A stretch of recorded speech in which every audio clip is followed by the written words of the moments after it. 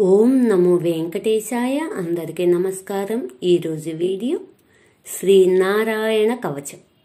ఓం నమో భగవతే వాసుదేవాయ. అథ శ్రీనారాయణ కవచ.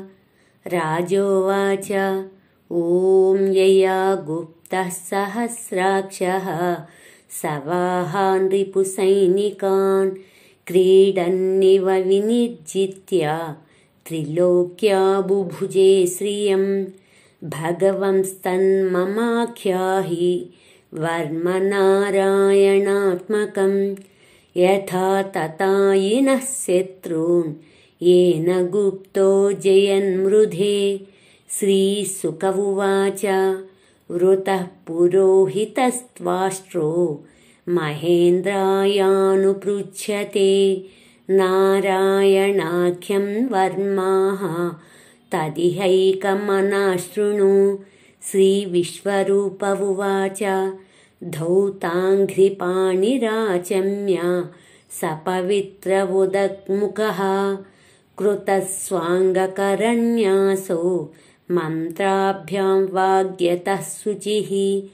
नारायणमयं वर्म सन्नह्येद्भय आगते दैवभूतात्मकर्मभ्यो नारायणमयः पुमान्. पादयोर्जानुनोरूर्वोर्उदरे हृज्यधोरसि मुखे शिरस्यानुपूव्यादोङ्कारादीनि विन्यसेत्.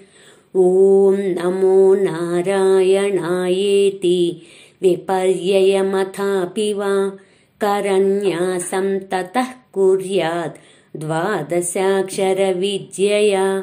प्रणवादियकारान्ता मङ्गुल्यङ्गुष्टपर्वसु न्यसेद्धृतय ओङ्कारं विकारमनुमूर्धनि. शकारं तु भ्रुवोर्मध्ये नकारं शिखया न्यसेत्. वेकारं नेत्रयोर्युञ्जान् नकारं सर्वसन्धिषु. मकारमस्त्रमुद्दिश्य मन्त्रमूर्तिर्भवेद्बुधः. सविसर्गं षडन्तं तत्सर्वदिक्षु विनिर्दिशेत्. ॐ विष्णवे नमः इत्यात्मानं परं ध्यायेत्. ध्येयं षट्शक्तिभिर्युतं विद्या तेजस्तपोमूर्ति मिमं मन्त्रमुदाहरेत्. ॐ हरिर्विदध्यान् मम सर्वरक्षां न्यस्ताङ्घ्रिपद्मः पतगेन्द्रपृष्ठे दरारिचर्मासि गदेषु चाप पास्यान् दधानोष्टगुणोष्टबाहुः. जलेषु मां रक्षतु मत्स्यमूर्तिः यातो गणेभ्यो वरुणस्य पाशात्. स्थलेषु मायावटुवामनोऽव्यात् त्रिविक्रमः केवतु विश्वरूपः. दुर्गेष्वटव्याजिमुखादिषु प्रभुः पायान् नृसिंहो सुरयूथपादिः. विमुञ्चतो यस्य महाट्टहासं दिशो विनेदुर्न्यपतञ्च गर्भाः. रक्षत्वसौ माध्वनियज्ञकल्पः स्वदंष्ट्रयोर्नीतधरो वराहः. रामोद्रिकूटेष्वधविप्रवासे सलक्ष्मणो व्याद्भरताग्रजोऽस्मान्. मामुग्रधर्मादखिलात् प्रमादान् नारायणः पातु नरश्च हासात्. दत्तस्वयोगादधयोगनाथः पायाद्गुणेशः कपिलः कर्मबन्धात्. सनत्कुमारो वतु कामदेवात् दयाननो मां पथि देवहेलनात्. देवर्षिवर्यः पुरुषार्चनान्तरात् कूर्मो हरिर्मां निरयादशेषात्. धन्वन्तरिर्भगवान् पात्वपद्यात् द्वन्द्वाद्भयादृषभो निर्जितात्मा.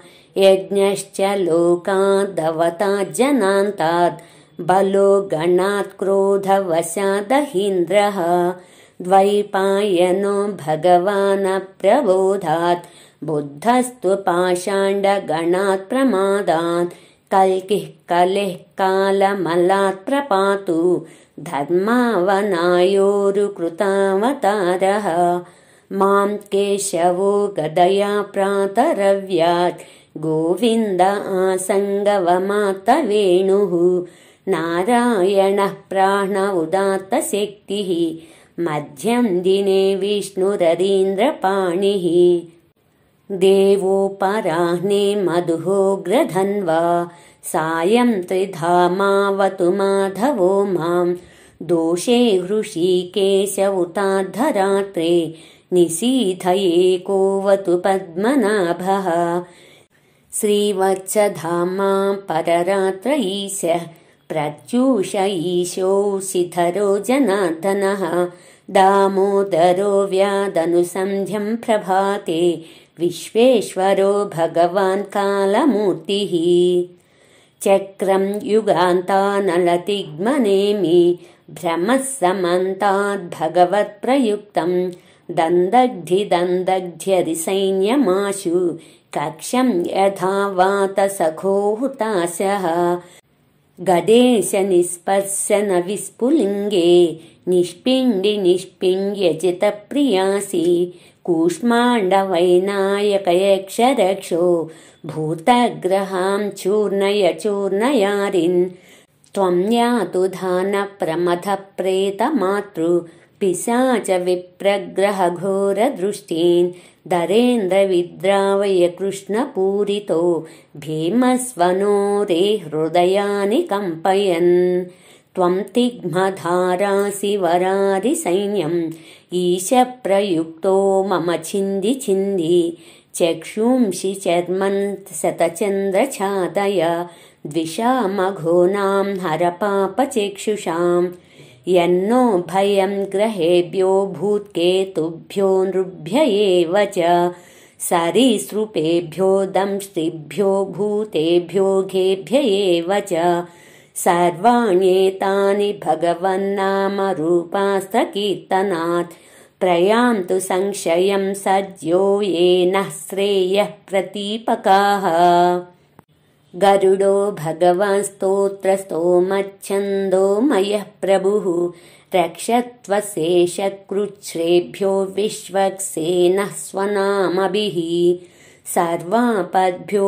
हरेर्नामरूपयानायुधानि नः बुद्धीन्द्रियमनः प्राणान् पान्तु पाशदभूषणाः यथा हि भगवानेव वस्तुतः सदसच्चयत् सत्येनानेन नः सर्वे यान्तु नाशमुपद्रवाः यथैकात्म्यानुभावानां विकल्परहितः स्वयं भूषणायुधलिङ्गाख्या दत्ते शक्तिः स्वमायया तेनैव सत्यमानेन सर्वज्ञो भगवान् हरिः पातु सर्वैः स्वरूपैर्नः सदा सर्वत्र सर्वगः विदिक्षु दिक्षूर्ध्वमधः समन्तात् अन्तर्बहिर्भगवान् नारसिंहः प्रहापयल्लोकभयं स्वनेन स्वतेजसाग्रस्तसमस्ततेजाः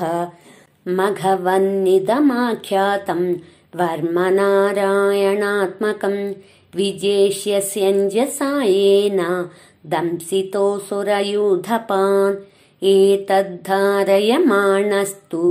यं यं पश्यति चक्षुषा पदा वा संस्पृशेत् सद्यः साध्वसात् स विमुच्यते न कुतश्चिद्भयं तस्य विद्यां धारयतो भवेत् राजदस्युगृहादिभ्यो व्याध्यादिभ्यश्च कर्हिचित् इमां विद्यां पुरा कश्चित् कौशिको धारयन् द्विजः योगधारणया स्वाङ्गं जहौ समरुधन्वने तस्योपरि विमानेन गन्धर्वपतिरेकदा ययौ चित्ररथस्त्रीभिर् हृतो यत्र द्विजक्षयः गगनान्यपतत्सद्यः स विमानो ह्यवाक्चिराः स वालखिल्यवचना दस्तीन्यादाय विस्मितः प्राप्य प्राच्यां सरस्वत्यां स्नात्वा धाम स्वमन्वगात्। श्रीशुक उवाच यैदं शृणुयात्काले यो धारयति चाधृतः तं नमस्यन्ति भूतानि मुच्यते सर्वतो भयात्। एतां विद्यामधिगतो विश्वरूपाच्यतक्रतुः त्रैलोक्यलक्ष्मीं बुभुजे विनिर्जित्य सुरान्। इति श्रीमद्भागवते महापुराणे षष्ठस्कन्धे नारायणवर्मोपदेशो नाम अष्टमोऽध्यायः। इति श्रीनारायणकवचं समर्पयामि। ॐ नमो भगवते वासुदेवाय। Please subscribe, please like, share, comment. మరిన్ని శ్లోకాలతో నెక్స్ట్ వీడియోలో కలుద్దాం. ధన్యవాదములు.